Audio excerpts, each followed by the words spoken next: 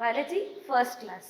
ನಾವು usually competitive ಎಕ್ಸಾಮ್ನ ತಲೆಯಲ್ಲಿ ಇಟ್ಕೊಂಡು ನಾವು ನೋಡಿದಾಗ ಬಯಾಲಜಿ ಅಥವಾ ಜೀವಶಾಸ್ತ್ರದಲ್ಲಿ ಸೆಲ್ ಅನ್ನೋ ಚಾಪ್ಟರ್ ಅಥವಾ ಜೀವಕೋಶ ಅನ್ನೋ ಚಾಪ್ಟರ್ ತುಂಬ ಮುಖ್ಯವಾದ ಪಾಠಗಳು ಮತ್ತು ಅದರಲ್ಲಿ ತುಂಬ ಕ್ವೆಶನ್ಸ್ಗಳನ್ನ ಬರೋದನ್ನ ನಾವು ನೋಡ್ತೀವಿ. ಸೊ ಇವತ್ತಿನ ಲೆಸನ್ ಬಂದ್ಬಿಟ್ಟು ಸೆಲ್ ಅಥವಾ ಜೀವಕೋಶ. ಫಸ್ಟ್ ನಮಗೆ ಜೀವಕೋಶ ಅಂದರೆ ಏನು ಅಥವಾ ಸೆಲ್ ಅಂದರೆ ಏನು ಅಂತ ನಾವು ತಿಳ್ಕೊಳ್ಳೋಣ. Cell is nothing but the structural and functional unit of a living organism. ಅದು ಕಾರ್ಯಾತ್ಮಕ ಮತ್ತು ರಚನಾತ್ಮಕ ಒಂದು ಚಿಕ್ಕ ಘಟಕನ ನಾವು ಸೆಲ್ ಅಂತ ಕರಿತೀವಿ. ಏನು? ರಚನಾತ್ಮಕ ಮತ್ತು ಕಾರ್ಯಾತ್ಮಕದ ಒಂದು ಚಿಕ್ಕ ಘಟಕವನ್ನು ನಾವೇನಂತ ಕರಿತೀವಿ? ಜೀವಕೋಶ ಅಥವಾ ಸೆಲ್ ಅಂತ ನಾವು ಕರಿತೀವಿ. ನಾವಿವಾಗ ಕೇಳ್ಬೋದು, ಎಲ್ಲ ಜೀವಿ ಇರುತ್ತಾ ಅಥವಾ ಎಲ್ಲ ಲಿವಿಂಗ್ ಆರ್ಗ್ಯಾನಿಸಮ್ಸಲ್ಲೂ ಸೆಲ್ಗಳಿರುತ್ತಾ ಅಂತ ನಾವು ಕೇಳಿದಾಗ ಹೌದು, ಎಲ್ಲ ಜೀವಿಗಳಲ್ಲೂ ಸೆಲ್ ಅಥವಾ ಜೀವಕೋಶಗಳು ಇದ್ದೇ ಇರುತ್ತೆ. ಜೀವಕೋಶಗಳಿಂದಾನೇ ಒಂದು ಆರ್ಗ್ಯಾನಿಸಮ್ ಅಥವಾ ಒಂದು ಜೀವಿ ಮಾಡಲ್ಪಟ್ಟಿರುತ್ತೆ ಅಂತ ನಾವು ಹೇಳ್ತೀವಿ. ನೆಕ್ಸ್ಟ್, ಓಕೆ, ಇವಾಗ ನಮಗೆ ಸೆಲ್ ಅಂದರೆ ಏನು ಅಂತ ಗೊತ್ತಾಯಿತು. ಈ ಸೆಲ್ ಅನ್ನೋ ವರ್ಡನ್ನು ಯಾರು ನಮಗೆ ಕೊಟ್ಟರು ಅಥವಾ ಯಾರು ಕಾಯಿನ್ ಮಾಡಿದ್ರು ಅಂತ ನಮಗೆ ಕೇಳಿದಾಗ ಇಟ್ ಇಸ್ ರಾಬರ್ಟ್ ಹುಕ್.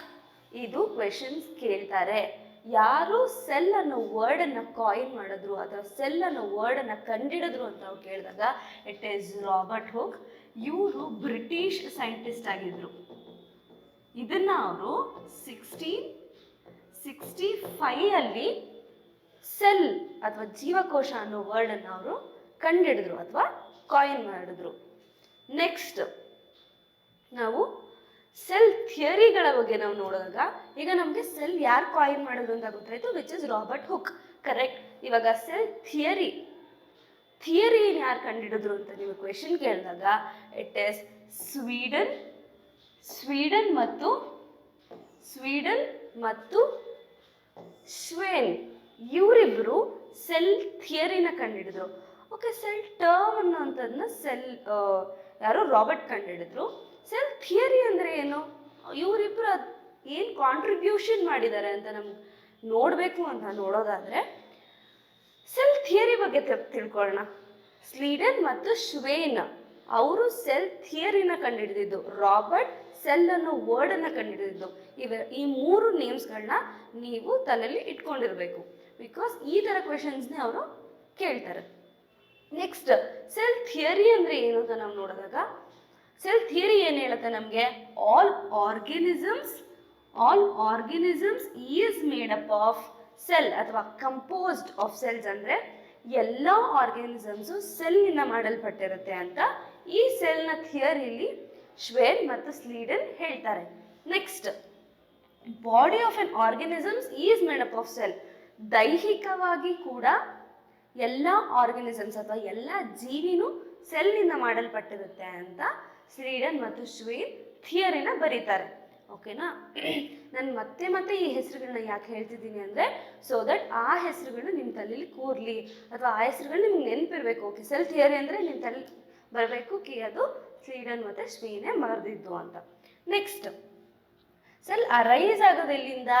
ಮುಂಚೆನೇ ಒಂದು ಪ್ರೀ ಎಕ್ಸಿಸ್ಟೆನ್ಸ್ ಅಥವಾ ಅಸ್ತಿತ್ವದಲ್ಲಿ ಒಂದು ಸೆಲ್ ಇರುತ್ತೆ. ಅಸ್ತಿತ್ವದಲ್ಲಿ ಆಲ್ರೆಡಿ ಒಂದು ಸೆಲ್ ಇರುತ್ತೆ. ಈ ಸೆಲ್ಲು ಮಲ್ಟಿಪ್ಲೈ ಆಗಿ 1,00,000 1,00,00,000 ಈ ರೀತಿ ಮಲ್ಟಿಪ್ಲೈ ಆಗಿ ದೈಹಿಕವಾಗಿ ನಾವು ಮಾಡಲ್ಪಟ್ಟಿರ್ತೀವಿ ಅಂತ ಹೇಳಿರ್ತಾರೆ. Each cell arises from pre existing cell. ಅಂದರೆ ಅಸ್ತಿತ್ವದಲ್ಲಿರುವ ಒಂದು ಸೆಲ್ಲು ಮಲ್ಟಿಪ್ಲೈ ಆಗಿ ಒಂದು ಆರ್ಗ್ಯಾನಿಸಮ್ ಆಗತ್ತೆ ಅಂತ ಈ ಥರ್ಡ್ ಪಾಯಿಂಟಲ್ಲಿ ಅವ್ರು ಹೇಳಿದ್ದಾರೆ. Next, every organism starts from single cell. ಒಂದು ಸೆಲ್ನಿಂದಾನೇ ಎಲ್ಲ ಆರ್ಗ್ಯಾನಿಸಮ್ಸ್ ಆಗೋದು. ನಾವು ಕೂಡ ಒಂದು ಸಿಂಗಲ್ ಸೆಲ್ನಿಂದಾನೇ ಆಗಿರ್ತೀವಿ. ಈಗ ನಮ್ಮಲ್ಲಿ ಎಷ್ಟೋ ಕೋಟಿಗಟ್ಟಲೆ ಸೆಲ್ಗಳಿರುತ್ತೆ. ಈಗ ನಾವು ಫಾರ್ ಎಕ್ಸಾಂಪಲ್ ಇವಾಗ ಎಲ್ಲೋ ಬೀಳ್ತೀವಿ ಅಥವಾ ನಮ್ಮ ಕೈಯಲ್ಲೆಲ್ಲ ಸ್ಕ್ರ್ಯಾಚ್ ಆಗುತ್ತೆ, ಅಲ್ಲಿ ತುಂಬ ರಕ್ತ ಹೋಗುತ್ತೆ, ಕರೆಕ್ಟ್. ಆ ರಕ್ತ ಹೋಗೋದ್ರಲ್ಲೂ ಸೆಲ್ ಸತ್ತೋಗುತ್ತಾ ಅಥವಾ ಸೆಲ್ ಹೊಟ್ಟೋಗುತ್ತಾ ಅಂದರೆ ಹೌದು, ಬಿಕಾಸ್ ನಮ್ಮ ರಕ್ತದಲ್ಲೂ ತುಂಬ ಲಕ್ಷಾಂತರ ಸೆಲ್ಗಳಿರುತ್ತೆ. ನಾವು ಯಾವಾಗ ಬ್ಲೀಡ್ ಆಗ್ತೀವಿ ಅಥವಾ ಯಾವಾಗ ಎಲ್ಲೋ ಬೀಳ್ತೀವಿ ಅಲ್ಲಿ ಅಷ್ಟು ಸೆಲ್ಗಳು ಸತ್ತೋಗ್ತವೆ. ನಮ್ಮ ಬಾಡಿಲಿ ಅದು ಎಷ್ಟು ಈಗಲೂ ನಾವು ಮಾತಾಡ್ಬೇಕಾದ್ರೂ ಎಷ್ಟೋ ಸೆಲ್ಗಳು ಸಾಯ್ತಾ ಇರ್ತವೆ, ಎಷ್ಟೋ ಸೆಲ್ಗಳು ಮಲ್ಟಿಪ್ಲೈ ಆಗ್ತಾ ಇರ್ತವೆ. ಅದು ನಾವು ಮುಖ್ಯವಾಗಿ ತಲೆಯಲ್ಲಿ ಇಟ್ಕೊಬೇಕು. ನೆಕ್ಸ್ಟ್ ನಮ್ಗೆ ಇವಾಗ ಸ್ಮಾಲೆಸ್ಟ್ ಸೆಲ್, ಈ ಕ್ವೆಶನ್ಸನ್ನು ಕೇಳಿದ್ದಾರೆ ಮತ್ತು ಕೇಳ್ತಾರೆ. Which is the smallest cell, which is the smallest cell, which is the longest cell ಮತ್ತು which is the biggest cell ಅಂತದನ್ನ ಕೇಳಿದ್ದಾರೆ ಮತ್ತು ಕೇಳ್ತಾರೆ. ಇದು ಜನರಲ್ ಆಗಿ ಕೇಳುವಂತಹ ಕ್ವೆಶನ್ಸ್, ಓಕೆನಾ. ಸ್ಮಾಲೆಸ್ಟ್ ಸೆಲ್ ಅಂತ ನಾವು ನೋಡಿದಾಗ ಸ್ಮಾಲೆಸ್ಟ್ ಸೆಲ್ ಬಂದ್ಬಿಟ್ಟು mycoplasma. This is the smallest cell, ಅಥವಾ ತುಂಬ ಚಿಕ್ಕದಾದಂತಹ ಸೆಲ್ ಯಾವುದು ಅಂತ ಕೇಳೋದಾದ್ರೆ ಅದು ಮೈಕೋಪ್ಲಾಸ್ಮಾ. ಚಿಕ್ಕದಾದ ಸೆಲ್ ಅಂದರೆ ನಿಮ್ಮ ತಲೆಗೆ ಫಸ್ಟ್ ಬರಬೇಕು, ಅದು ಮೈಕೋಪ್ಲಾಸ್ಮಾ ಅಂತ.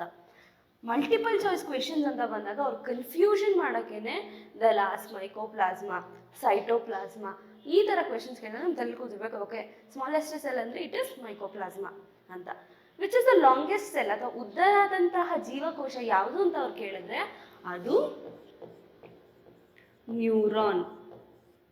ಇದು ತುಂಬ ಉದ್ದದಾದಂತಹ, ದೊಡ್ಡದಾದಂತಹ ಉದ್ದದಾದಂತಹ ಜೀವಕೋಶ ಯಾವುದು ಅಂತ ಕೇಳಿದ್ರೆ ಅದು ನ್ಯೂರಾನ್, ಓಕೆನಾ. ಈ ನ್ಯೂರಾನ್ ಎಲ್ಲಿರುತ್ತೆ? ನಮಗೆ ಸ್ಪೈನಲ್ ಕಾರ್ಡಲ್ಲಿ ಇರುತ್ತೆ, ಅದು ಕೂಡ ನಿಮ್ಮ ತಲೆಯಲ್ಲಿರಲಿ, ಓಕೆನಾ. Next which is the biggest cell ಅಂತ ಅವ್ರು ಕೇಳಿದಾಗ ಏನಂತ ಹೇಳಬೇಕು? ಯಾವುದು ದೊಡ್ಡದಾದಂತಹ ಸೆಲ್ ಅಂತ ಅವ್ರು ಕೇಳಿದಾಗ ನೀವು ದಿಸ್ ಇಸ್ ನಥಿಂಗ್ ಬಟ್ ಆಸ್ಟ್ರಿಚ್ನ ಮೊಟ್ಟೆಗಳು, ostrich eggs. It is the biggest cell. ದೊಡ್ಡದಾದಂತಹ ಸೆಲ್ ಯಾವುದು? ಅದು ಆಸ್ಟ್ರಿಚ್ನ ಮೊಟ್ಟೆಗಳು ಅಂತ ನಿಮ್ಮ ತಲೆಯಲ್ಲಿ ಇರಬೇಕು. ನೆಕ್ಸ್ಟ್ ಇನ್ ಹ್ಯೂಮನ್ಸ್ ನಾವು ಇನ್ ಜನರಲ್ ನೋಡಿದ್ವಿ ವಿಚ್ ಇಸ್ ದ ಬಿಗ್ಗೆಸ್ಟ್ ಅಥವಾ which is the longest and which is the smallest ಅಂತ. ಈಗ ಇನ್ ಹ್ಯೂಮನ್ಸ್ ಅಂತ ಬಂದಾಗ which is the biggest cell? Any idea? Which is the smallest and which is the longest? Longest ಎರಡರಲ್ಲೂ neuron, ಇದು ತಲೆಯಲ್ಲಿರಲಿ.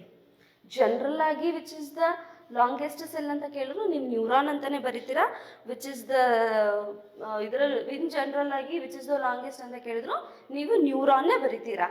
But when it comes to humans which is the biggest cell ಅಂತ ಅಂದರೆ ovum. ಈ ovum ಎಲ್ಲಿರುತ್ತೆ? ಹೆಣ್ಮಕ್ಕಳ ಗರ್ಭದಲ್ಲಿ ಈ ovum ಇರುತ್ತೆ. ಇದು ನಿಮ್ಮ ತಲೆಯಲ್ಲಿರಬೇಕು. ಓವಮ್ ಅಂದಿದ ತಕ್ಷಣ ಅದು ಹೆಣ್ಮಕ್ಕಳ ಗರ್ಭದಲ್ಲಿ ಇರುತ್ತೆ and it is the biggest cell, ಓಕೆನಾ. Which is the smallest cell in human beings ಅಂತ ಬಂದರೆ ದಟ್ ಇಸ್ ಸ್ಪರ್ಮ್. ಈ ಸ್ಪರ್ಮ್ ಎಲ್ಲಿರುತ್ತೆ? ಗಂಡು ಮಕ್ಕಳ ಬ್ಲಾಡರಲ್ಲಿ ಈ ಸ್ಪರ್ಮ್ ಇರುತ್ತೆ. ಇದು ಕೂಡ ನಿಮ್ಮ ತಲೆಯಲ್ಲಿ ಇರಬೇಕು. Which is the smallest, longest and biggest. ಈಗ ನಿಮಗೆ ಗೊತ್ತಾಗಿದೆ. ಈ ರೀತಿಯ ಕ್ವೆಶನ್ಸ್ ಕೇಳ್ತಾರೆ. ಮಾನವನಲ್ಲಿ ಚಿಕ್ಕದಾದಂತಹ ಜೀವಕೋಶ ಯಾವುದು ಅಂತ ಕೇಳಿದ್ರೆ ಸ್ಪರ್ಮ್. ಈ ರೀತಿ ಕ್ವೆಶನ್ಸ್ ಫ್ರೀಕ್ವೆಂಟ್ಲಿ ಕೇಳ್ತಾರೆ. ನಾನು ಏನಕ್ಕೆ ಅದನ್ನ ಸ್ಟ್ರೆಸ್ ಮಾಡ್ತಿದ್ದೀನಿ ಅಂದರೆ ಸೊ ದ್ಯಾಟ್ ಅದು ನಿಮ್ಮ ತಲೆಯಲ್ಲಿ ಕೂಡಲಿ ಅನ್ನೋ ಒಂದೇ ಒಂದು ಕಾರಣಕ್ಕೆ, ಓಕೆ. ನೆಕ್ಸ್ಟ್ ಸೆಲ್ಲು ಎರಡು ರೀತಿಯಾಗಿ ಡಿವೈಡ್ ಆಗಿರುತ್ತೆ, ಅಥವಾ there are 2 kinds of cells. ಜೀವಕೋಶ ಎರಡು ರೀತಿಯಾಗಿರುತ್ತೆ. ಒಂದು ಪ್ರೊಕ್ಯಾರಿಯೋಟಿಕ್ ಸೆಲ್ಸ್, ಒಂದು ಪ್ರೊಕ್ಯಾರಿಯೋಟಿಕ್ ಮತ್ತು ಒಂದು ಯೂಕ್ಯಾರಿಯೋಟಿಕ್. ಕನ್ನಡದಲ್ಲೂ ಮತ್ತು ಇಂಗ್ಲೀಷ್ನಲ್ಲೂ ಅದು ಪ್ರೊಕ್ಯಾರಿಯೋಟಿಕ್ ಮತ್ತು ಯೂಕ್ಯಾರಿಯೋಟಿಕ್ ಸೆಲ್ಸ್ ಅಂತಾನೆ ಕರೆಯುವಂಥದ್ದು. ಫಸ್ಟ್ ಪ್ರೊಕ್ಯಾರಿಯೋಟಿಕ್ ಸೆಲ್ಸ್ ಹೀಗಿರುತ್ತೆ, ಯೂಕ್ಯಾರಿಯೋಟಿಕ್ ಸೆಲ್ಸ್ ಹಿಂಗಿರುತ್ತೆ. ಸೊ ನಿಮ್ಗೊಂದು ಐಡಿಯಾ ಇರಲಿ ಕಿ ಆ ಸೆಲ್ ನೋಡ್ಲಿಕ್ಕೆ ಹೆಂಗಿರ್ತದೆ ಅಂತ, ಓಕೆನಾ. ನೆಕ್ಸ್ಟ್ ಇದರಲ್ಲಿರುವಂತಹ ಮೇಜರ್ ಡಿಫ್ರೆನ್ಸ್ನ ನಾವು ನೋಡಬೇಕಾದ್ರೆ ಡಿಫ್ರೆನ್ಸ್ ಕೇಳಬಹುದು, ಓಕೆನಾ. ಡಿಫ್ರೆನ್ಸ್ನ ನಾವು ನೋಡೋದಾದರೆ ಇದರಲ್ಲಿ ನ್ಯೂಕ್ಲಿಯಸ್ ಇರ್ತದೆ.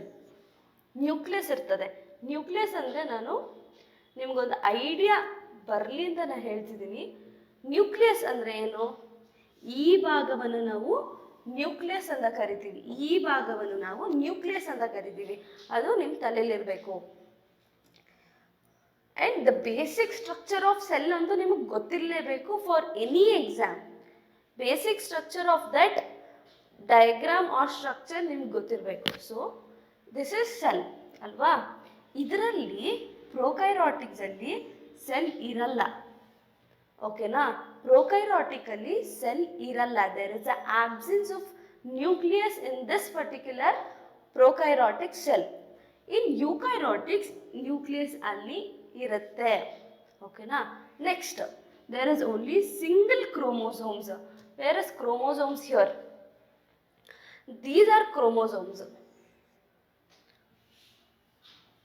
Chromosomes are present here, okay na. Chromosomes present irutte. There is only single chromosomes. Here there is more number of chromosomes anta helidare. There is more number of chromosomes. Which cell has more number of chromosomes?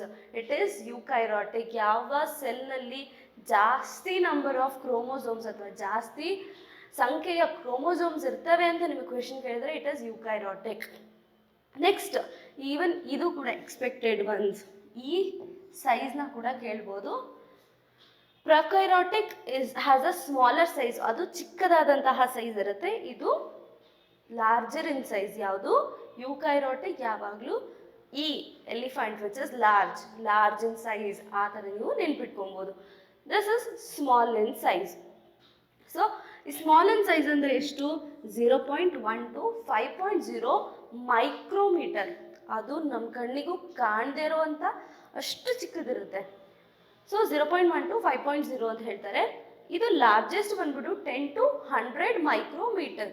ಇದು ನಿಮ್ಮ ತಲೆಯಲ್ಲಿರಬೇಕು. So ಇದು 0.1 and 100, 10 to 100 ಅನ್ನುವಂಥದ್ದು. Next, ಇದರಲ್ಲಿ cell division. ನಾನು cell division ಬಗ್ಗೆ ಆಗಲೇ ಹೇಳಿದೆ. ಈ ಸೆಲ್ ಈ ರೀತಿ ಆಕಾರ ತಗೊಂಡು ಅದು ಎರಡು ಡಿವೈಡ್ ಆಗುತ್ತೆ. This is called cell division. Cell multiplication ಅಂದ್ರೇನು? ಸೇಮ್, ಒಂದು ಸೆಲ್ ಎರಡು ರೀತಿಯಾಗಿ ಡಿವೈಡ್ ಆಗುತ್ತೆ. ಡಿವೈಡ್ ಆಗಿ ಆಗಿ ಆಗಿ ದೆಲ್ ಬಿ ಮೆನಿ, ಆಯಿತಾ. ಸೊ ಈ ರೀತಿಯಾಗಿ ಈ ಸೆಲ್ ಬಂದ್ಬಿಟ್ಟು ಮತ್ತೆ ಆಕಾರ ತಗೊಂಡು ಮತ್ತೆ ಆಗುತ್ತೆ. ಸೊ ಈ ರೀತಿಯಾಗಿ ಸೆಲ್ ಇನ್ಕ್ರೀಸ್ ಆಗುತ್ತೆ. ಈ ರೀತಿ ಅದು ಫ್ಯೂಷನ್ ಮತ್ತು ಬಡ್ಡಿಂಗ್ ಆಗುತ್ತೆ. ಎಲ್ಲಿ? ಪ್ರೊಕೈರಾಟಿಕಲ್ಲಿ. ಯೂಕೈರಾಟಿಕ್ಗೆ ಬಂದರೆ ಅದು ಮೈಟೋಸಿಸ್ ಮತ್ತು meiosis. What is mitosis, what is meiosis ಅನ್ನುವಂಥದ್ದನ್ನ ನಾನು ಮುಂದಿನ ಕ್ಲಾಸ್ಗಳಲ್ಲಿ ತಿಳಿಸ್ಕೊಡ್ತೀನಿ, ಓಕೆನಾ. ನೆಕ್ಸ್ಟ್, ಪ್ರೊಕೈರಾಟಿಕ್ ಸೆಲ್ ಇವೆರಡು ಏನು? ಸೆಲ್ನ ಎರಡು ಕೈಂಡ್ಸ್, ಸೆಲ್ನ ಎರಡು ಭಾಗಗಳು ಅಥವಾ ಎರಡು ರೀತಿಯ ಸೆಲ್ಗಳು ಇರ್ತವೆ ಸೆಲ್ಲಲ್ಲಿ. ಅದು ಪ್ರೊಕೈರಾಟಿಕ್, ಯೂಕೈರಾಟಿಕ್ ಅನ್ನ ನೀವು ಮರಿಬಾರ್ದು. ನೆಕ್ಸ್ಟ್, ಇದಕ್ಕೆ ಎಕ್ಸಾಂಪಲ್ ಏನು? Virus, bacteria. ವೈರಸ್ ನಮಗೆಲ್ಲರಿಗೂ ಗೊತ್ತಿದೆ. COVID-19 was a virus. So ಇದು ಪ್ರೊಕೈರಾಟಿಕ್. ಮಸಲ್ ಸೆಲ್, ನಾವು ನಮ್ಗೆ ಯೂಶ್ವಲಿ ಮಸಲ್ ಇರುತ್ತಲ್ಲ, ಆ ಮಸಲ್ಸ್ಗಳಲ್ಲಿ ಇರುವಂತಹ ಸೆಲ್ಸ್ನ ನಾವು ಯೂಕೈರಾಟಿಕ್ ಸೆಲ್ಸ್ ಅಂತ ಕರಿತೀವಿ, ಓಕೆನಾ. ಸೊ ಪ್ಲಾಂಟ್ ಸೆಲ್, ಪ್ಲಾಂಟ್ಸ್ನಲ್ಲೂ ಸೆಲ್ಗಳಿರುತ್ತೆ. ನಾನು ಹೇಳಿದೆ ಎಲ್ಲ ಜೀವಿ ಯಾವುದು ಬ್ರೀದ್ ಮಾಡುತ್ತೋ ಅಥವಾ ಯಾವ ಜೀವಿಗಳು ಅಂತ ನಮ್ಮ ಪ್ರಪಂಚದಲ್ಲಿದೆಯೋ ಎಲ್ಲ ಜೀವಿಯಲ್ಲೂ ಸೆಲ್ ಇರುತ್ತೆ. ಸೊ ಪ್ಲಾಂಟ್ಸ್ಗಳಲ್ಲೂ ಕೂಡ ಸೆಲ್ ಇರುತ್ತೆ ಅಥವಾ ಜೀವಕೋಶ ಇರ್ತವೆ. ನೆಕ್ಸ್ಟ್, ಇದು very basic structure of cell. Very basic structure of cell ಇದು ಪ್ಲಾಂಟ್ನ ಸೆಲ್. ಸೊ ನಿಮಗೆ ಇವೆರಡರಲ್ಲೂ ಕೂಡ ಡಿಫ್ರೆನ್ಸ್ ಗೊತ್ತಿರಬೇಕು. ಇದು ಇಟ್ ಈಸ್ ರೌಂಡ್ ಶೇಪ್ಡ್, ಇದು ಆಲ್ಮೋಸ್ಟ್ ರೆಕ್ಟ್ಯಾಂಗಲ್ ಶೇಪ್ನಲ್ಲಿದೆ, ಕರೆಕ್ಟಾ. ಸೊ ಇದು ಕೂಡ ನಿಮ್ಮ ತಲೆಯಲ್ಲಿ ಇರಬೇಕು. So the cell structure comprises individual components with specific function essential for the life process. These components include cell wall, cell membrane, cytoplasm, nucleus, nucleolus, and these are the basic structure. ಇದರಲ್ಲಿ ಏನಿರುತ್ತೆ ಅಥವಾ ಇದರಲ್ಲಿರುವಂತಹದ್ದು ಇದರಲ್ಲಿ ಏನು absent ಇರುತ್ತೆ ಅಂತಲೂ ನೀವು ತಿಳ್ಕೋಬೇಕು. So these are the things which you should know. ಇದನ್ನ ನೀವು ಪ್ರಾಕ್ಟೀಸ್ ಮಾಡ್ಕೊಬೇಕು ಒಂದ್ಸರಿ. ಸೊ ದಟ್ ನಿಮ್ಗೆ ಗೊತ್ತಾಗುತ್ತೆ ಕಿ what is the difference between these two cells ಅಂತ, ಓಕೆನಾ. Next, what is cell membrane? ಇದರಲ್ಲಿ ಸೆಲ್ ಮೆಂಬ್ರೇನ್ ಇದೆ. ಓಕೆ, ನಾವು ನೋಡೋಣ ಯಾವುದ್ರಲ್ಲಿ ಸೆಲ್ ಮೆಂಬ್ರೇನ್ ಇದೆ, ಯಾವುದ್ರಲ್ಲಿ ಸೆಲ್ ಮೆಂಬ್ರೇನ್ ಇಲ್ಲ. ಓಕೆನಾ, ನಾವು ಹೇಳಿದ್ದೀವಿ. See, this is animal cell, this is animal cell, ಇದು ಪ್ಲಾಂಟ್ ಸೆಲ್ ಆಲ್ರೆಡಿ ಇದೆ ಅಲ್ವಾ. ಇದರಲ್ಲಿ ಸೆಲ್ ಮೆಂಬ್ರೇನ್ ಇದೆ ಅಲ್ವಾ. ಇದರಲ್ಲಿ ಎಲ್ಲಾದ್ರೂ ಸೆಲ್ ಮೆಂಬ್ರೇನ್ ಇದೆಯಾ? Cell membrane is absent in plant cell. ಕರೆಕ್ಟಾ? Cell membrane is absent in plant cell. So you should know that cell membrane is absent in plant cell. Okay, now what is cell membrane? Cell membrane ಅಂದರೆ ಏನು? Cell membrane ಅಂದರೆ it is nothing but which supports and protects. ಇವಾಗ for example ಇದೊಂದು cell ಅಂದರೆ ಇದಕ್ಕೆ support ನೀಡ್ತಾ ಮತ್ತು protection ಮಾಡ್ತಾ ಇರುವಂತಹದ್ದೇ ಸೆಲ್ ಮೆಂಬ್ರೇನ್. ಸೊ ಸೆಲ್ ಮೆಂಬ್ರೇನ್ನೇ ಒಂದು ಭಾಗವಾಗಿ ತಗೊಂಡ್ರೆ ಸೆಲ್ ಮೆಂಬ್ರೇನ್ ಈ ರೀತಿಯಾಗಿ ಕಾಣ್ತದೆ. ಓಕೆನಾ, ನೆಕ್ಸ್ಟ್ ನಮ್ಗೇನು ಗೊತ್ತಾಯ್ತು? Which supports and protects the cell. ಇದು ನೀವು ನೆನ್ಪಿಟ್ಕೊಂಡಿರ್ಬೇಕು. It controls the movement of a substance in and out. ಸೆಲ್ನ ಒಳಗೆ ಬರುವಂತಹ ಅಂಶಗಳು ಮತ್ತು ಸೆಲ್ನಿಂದ ಹೊರ ಹೋಗುವಂತಹ ಅಂಶಗಳನ್ನ ಇದು ಕಂಟ್ರೋಲ್ ಮಾಡ್ತದೆ. ಈಗ ಫಾರ್ ಎಕ್ಸಾಂಪಲ್ ಆಫೀಸ್, ಯಾವುದೋ ಒಂದು ಆಫೀಸ್ ಅಂತ ನಾವು ತಗೊಂಡಾಗ who will control the office? It is not the teachers. Or one school and it is not the teachers, it is the watchman. So cell membrane acts like a watchman to the cell. Okay, so adu protects the cell. So ಅದು ಒಳಗೆ ಯಾರು ಬರಬೇಕು ಅಥವಾ ಆಚೆ ಯಾರು ಹೋಗ್ಬೇಕು ಅಥವಾ ಒಳಗಡೆ ಯಾವ ಸಬ್ಸ್ಟೆನ್ಸ್ ಬರಬೇಕು, ಆಚೆ ಯಾವ ಸಬ್ಸ್ಟೆನ್ಸ್ ಹೋಗ್ಬೇಕು ಸೆಲ್ನಲ್ಲಿ ಅಂತ ಡಿಸೈಡ್ ಮಾಡುವಂಥದ್ದು cell membrane. Next, it separates the cell from the external environment. ಈಗ ಇದು ಒಂದು ಸೆಲ್ ಅಲ್ವಾ, ಆಚೆ ಏನೇನೋ ಇರುತ್ತೆ. ಫಾರ್ ಎಕ್ಸಾಂಪಲ್ ಇವಾಗ ನಾನು ಎಲ್ಲಿದ್ದೀನಿ, ಎನ್ವಿರಾನ್ಮೆಂಟ್ ಏನೇನೋ ಇರುತ್ತೆ. ಸೊ ನನ್ನನ್ನು ಪ್ರೊಟೆಕ್ಟ್ ಮಾಡ್ತಿರೋದೇನೋ ವೈರಸ್ ಆಗಲಿ, ಪೊಲ್ಯೂಷನ್ ಆಗಲಿ, ಬೇಸಿಕ್ ನನ್ನ ಯಾರು ಪ್ರೊಟೆಕ್ಟ್ ಮಾಡ್ತಾ ಇದ್ದಾರೆ? It is skin. ಕರೆಕ್ಟ್. ಅದೇ ರೀತಿಯಾಗಿ ಈ ಸೆಲ್ನ ಪ್ರೊಟೆಕ್ಟ್ ಮಾಡ್ತಾ ಇರೋದು ಹೊರಗಿನ ಎನ್ವಿರಾನ್ಮೆಂಟಿಂದ ಇಟ್ ಇಸ್ ಸೆಲ್ ಮೆಂಬ್ರೇನ್. ಓಕೆನಾ, ಅದು ನಿಮ್ಮ ತಲೆ. Cell, which part of the cell which protects the cell from the outer environment, ಅಥವಾ ಜೀವಕೋಶನ ಯಾರು ಪ್ರೊಟೆಕ್ಟ್ ಮಾಡ್ತಾರೆ ಹೊರ ಇರುವಂತಹ ಎನ್ವಿರಾನ್ಮೆಂಟಿಂದ ಅಂತ ಅವ್ರು ಕ್ವೆಶನ್ ಕೇಳಿದಾಗ it is cell membrane. So cell membrane is outer covering of the cell. ಈಗ ನಮ್ಮ ಬಟ್ಟೆ ಅಥವಾ ನಮ್ಮ ಸ್ಕಿನ್ ನಮ್ಮ ಬಾಡಿಗೆ ಹೆಂಗೋ ಅದೇ ರೀತಿಯಾಗಿ ಸೆಲ್ಲಿಗೆ ಸೆಲ್ ಮೆಂಬ್ರೇನ್ ಅದೇ ರೀತಿಯಾಗಿ ಕೆಲಸ ಮಾಡುತ್ತೆ. ಓಕೆನಾ. ಬೈ ಸ್ಟ್ರಕ್ಚರ್ ಸೆಲ್ ಮೆಂಬ್ರೇನ್ ಹೆಂಗಿರುತ್ತೆ ಅಂತ ನಾವು ನೋಡಿದಾಗ it is Porus membrane. Porus ಅಂದರೆ ಏನು? ತೂತ್ಗಳು ಇರುತ್ತೆ ಗೊತ್ತಾ, ತೂತ್ಗಳನ್ನ ನಾವು ಪೋರಸ್ ಅಂತ ಕರಿತೀವಿ. Which is Porus membrane, Porus ಆಗಿ ಇರ್ತದೆ. Which permits the movement of the selective substance. ನಾನು ಹೇಳಿದೆ, ಯಾವ ಸಬ್ಸ್ಟೆನ್ಸ್ ಸೆಲ್ಲಿಗೆ ಅವಶ್ಯಕತೆ ಇದೆಯೋ ಆ ಸೆಲ್ನ ಮಾತ್ರನೇ ಅಥವಾ ಆ ಅಂಶಗಳನ್ನ ಮಾತ್ರನೇ ಅದು ಒಳಗಡೆ ಬಿಟ್ಕೊಳ್ಳುತ್ತೆ, ಅಥವಾ ಯಾವುದು ಆಚೆ ಹೋಗ್ಬೇಕಂತ ಇದೆಯೋ ಅಷ್ಟೇ ಸಬ್ಸ್ಟೆನ್ಸನ್ನು ಅದು ಹೊರಗಡೆ ಬಿಡುತ್ತೆ. ಅದು ನಮ್ಮ ತಲೆಯಲ್ಲಿ ಇರಬೇಕು. Besides this, cell membrane also protects the cellular components, damages and leakages. ಸೆಲ್ರಿನ್ ಇದು ಕೂಡ ಮಾಡುತ್ತೆ, ಯಾವ್ದು ಒಳಗಡೆ ಸಬ್ಸ್ಟೆನ್ಸ್ ಬರಬೇಕು, ಯಾವ್ದು ಆಚೆ ಹೋಗ್ಬೇಕು ಅದು ನಮ್ಗೆ ಗೊತ್ತಿದೆ. ಅದು ಬಿಟ್ಟು ಸೆಲ್ಲಿಗೆ ಯಾವುದಾದ್ರೂ ಡ್ಯಾಮೇಜ್ ಅಥವಾ ಯಾವುದಾದ್ರೂ ಲೀಕೇಜ್ಗಳಾದ್ರೂ ಈ ಸೆಲ್ ಮೆಂಬ್ರೇನ್ ಪ್ರೊಟೆಕ್ಟ್ ಮಾಡುತ್ತೆ ಅಂತ ಹೇಳ್ತಿದ್ದಾರೆ. Correct. It forms like a wall like structure. ಅದು ಈ ಒಂದು ಆಫೀಸ್ ಇದ್ದರೆ ಅದು ಗೋಡೆಗಳ ರೀತಿ ಇದು ಸೆಲ್ನ ಪ್ರೊಟೆಕ್ಟ್ ಮಾಡುತ್ತೆ ಅಂತ ಇವರು ಹೇಳ್ತಿದ್ದಾರೆ. ಅಥವಾ ಇಡೀ ಸೆಲ್ನ ಇದು ವಾಲ್ ಥರ ಇರುತ್ತೆ. ಅದು ಒಳಗಡೆ ಏನು ಬರಬೇಕು, ಹೊರಗಡೆ ಏನು ಹೋಗಬೇಕು, ಡ್ಯಾಮೇಜಸ್ ಅಥವಾ ಲೀಕೇಜಸ್ ಏನಾದರೂ ಆದರೆ cell membrane will help out for the cell to be protected. ಅಥವಾ ಆ ಸೆಲ್ಲಿಗೆ ಯೂಸ್ಫುಲ್ ಆಗಿರುತ್ತೆ ಆ ಸೆಲ್ನ ಡ್ಯಾಮೇಜ್ ಏನಾದರೂ ಆದರೆ ಅದನ್ನ ಡ್ಯಾಮೇಜ್ ಕಂಟ್ರೋಲ್ ಮಾಡಲಿಕ್ಕೆ. ಆಯಿತಾ. Cell structure well adapted to protect them and external factor. ಅದು ಆಲ್ ಇನ್ ಆಲ್ ಸೆಲ್ನ ಪ್ರೊಟೆಕ್ಟ್ ಮಾಡುತ್ತೆ ಅನ್ನೋವಂಥದ್ದನ್ನ ಇಲ್ಲಿ ನಮಗೆ ಗೊತ್ತಾಗುತ್ತೆ. ಯಾವುದು? Cell membrane. What are the very important things about cell ಅಂತ ಅವ್ರು ಕೇಳಿದ್ರೆ it is porous membrane.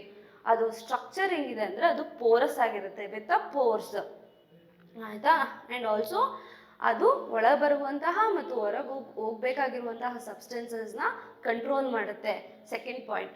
Third point, damages ಮತ್ತು ಲೀಕೇಜಸ್ಗಳನ್ನ ಇದು ಕಂಟ್ರೋಲ್ ಮಾಡುತ್ತೆ ಅಥವಾ ಸೆಲ್ನ ಈ ಡ್ಯಾಮೇಜ್ ಮತ್ತು ಲೀಕೇಜ್ಗಳಿಂದ ಪ್ರೊಟೆಕ್ಟ್ ಮಾಡುತ್ತೆ. This is the 3 major points. ಇದರಲ್ಲಿ ನೀವು ನೆನ್ಪಿಟ್ಕೊಬೇಕು. ನೆಕ್ಸ್ಟ್, ಸೆಲ್ ಸ್ಟ್ರಕ್ಚರ್ ಅಂದ್ರೇನು ಅಥವಾ ಸೆಲ್ ವಾಲ್ ಅಂತ ಅಂದ್ರೇನು?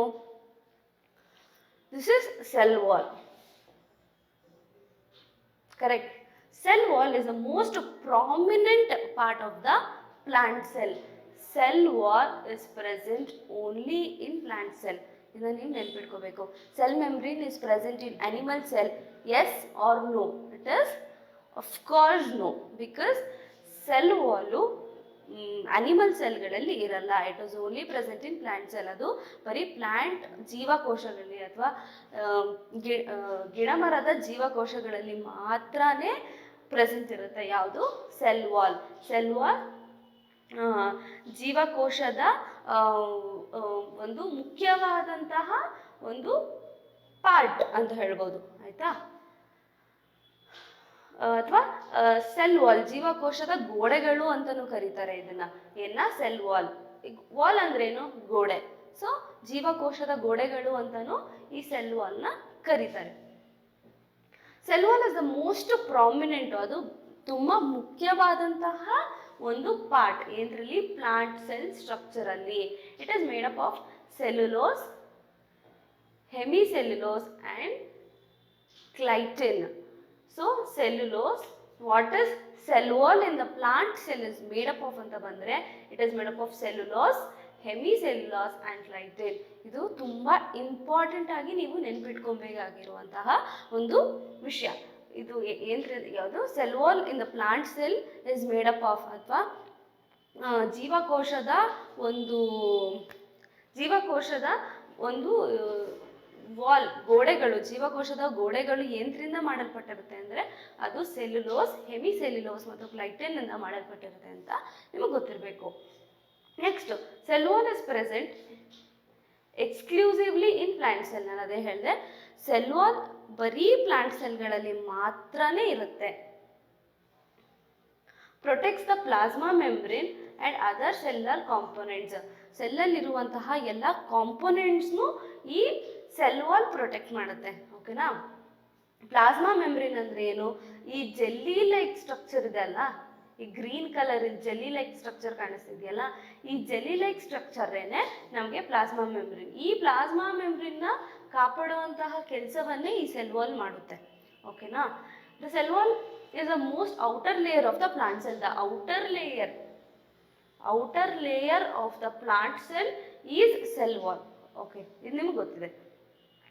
It is rigid stiff structure. ಇದು ಸೆಲ್ ವಾಲ್. ಆ ಹೆಸರೇ ಹೇಳುತ್ತೆ ನಿಮಗೆ, ಆ ವಾಲ್, ಗೋಡೆಗಳು ಅದು ತುಂಬಾ ರಿಜಿಡ್ ಅಥವಾ ತುಂಬಾ ಗಟ್ಟಿಯಾಗಿರುವಂತಹ structure, surrounded by the cell membrane.